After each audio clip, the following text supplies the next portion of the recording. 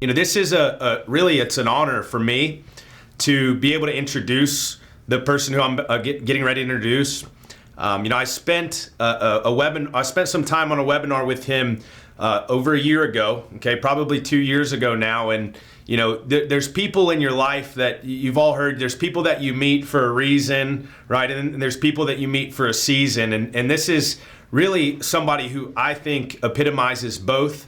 For me, not only did I meet him for a season, right? He's helped me through a ton of awesome stuff, but man, I feel like I've met this guy for a reason, and I'm not the only one. He's dedicated to helping folks like us in sales get better, become successful, because he had somebody come along in his life that was able to do it for him. So he actually started in the insurance industry about 6-7 years ago, before he could even spell the word insurance, right? He had done some awesome things before insurance, like credit card processing, and he'd always built teams and things like that. But when he got into insurance, he didn't know anything about the insurance industry. He just knew that the skill that he had and ability to sell and build teams was a perfect fit for the insurance industry. So when he came into the industry, he sold $85,000 in life premium, right? Mortgage protection in his first 6 weeks. He was the Rookie of the Year, Impact Player of the Year, broke all of the records. And the most important thing, the biggest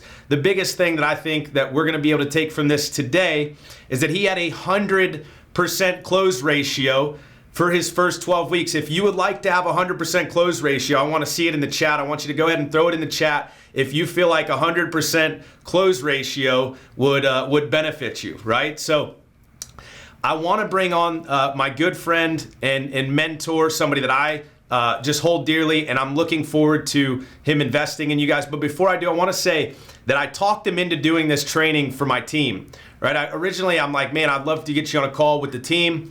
And that was step one, right? And then step two, I'm like, man, it would be a shame to keep this to just my team, right? I'd love to share value across the whole group, health insurance hustlers, across the whole industry, really. And that's exactly what we're hoping to do through some of the events we're doing and things like that. So without further ado, I want to bring on my good friend, my mentor, and somebody that we're going to take a ton of value from today, Nate Auffort.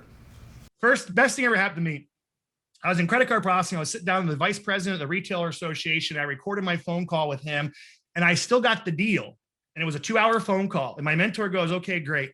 He goes, so Nate just got one of the biggest deals in the entire company. It's going to pay him probably about $6,000 a month.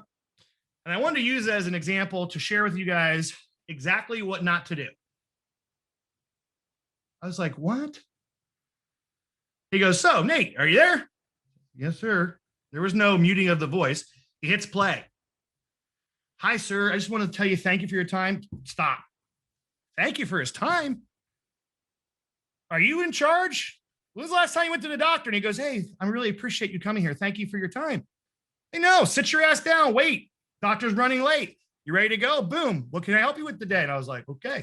Went another 30 seconds. It was like, and it was the best experience in my entire life, because I realized that even though I was having success in that situation, how many deals did I lose? How much momentum did I lose? How many people did I piss off? How many people could I not get them to go to make a decision they already made? If they fill out a lead, they made the decision.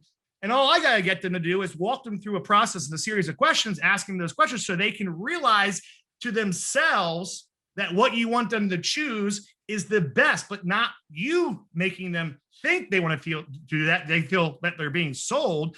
They have to make that own decision in their own head. Does that make sense? Go try to turn the freaking light on. Try and turn a light on. That was another thing. I was in an office, right? I was broke for like 3-4 years working with my mentor because I was just thick-headed. That works for somebody else. It doesn't work for me. I can never say that. I can never walk into a room like that. Now I'm going to training after training. I'm still broke. $100,000 in debt, living in air mattresses before I was making $30,000 a month. And I'm in his office. I said, I just don't get it, man. All these people are having success and I'm trying to do this and I'm trying to do that. And I've been to the training and everything else. And he finally just like, and he was pretty harsh. And he just goes, dude, go try to turn that light on. What? He goes, go try to turn that light on. I was like, okay. And I like walked over to the light and I start like, come on, try to turn it on. I said, I am. He goes, no, what are you doing? I said, turn it on. I didn't tell you to turn it on. I said, try to turn it on.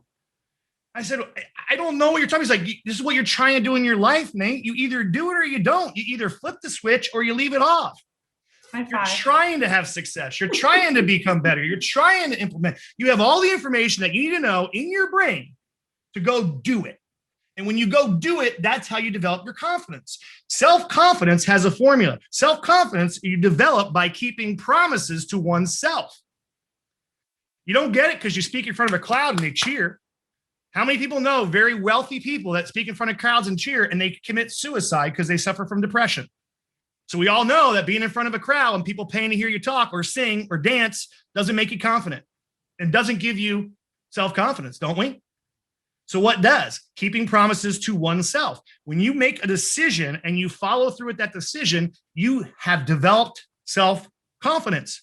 And either you're doing things that will continue to develop your self-confidence or you're doing things that can destroy your self-confidence. That's another thing people don't get. They just don't get it. Like, oh yeah, well, I'll put off to next week. Boom, just take your self-confidence down a second.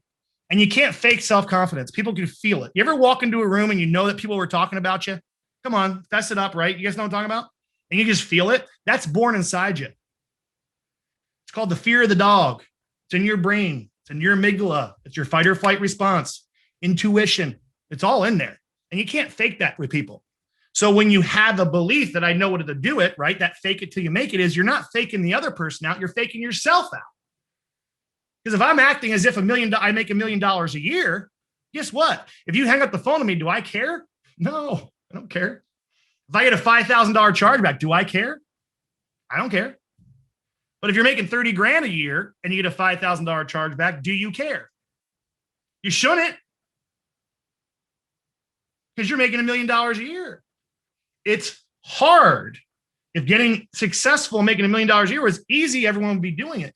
It takes practice. You're not going to be perfect. But if you are aware of it and you go, wow, I got to do everything in my power here to fake myself out, but that $5 grand doesn't matter. Because really in 10 years, if you guys don't quit, you keep doing it and you're making now 30 grand a month, does that $5 grand really have an impact 10 years from now? It doesn't even matter. But it's as important as shit that when it happens to you. And that was another thing I got taught was having a consistent attitude even while you're failing.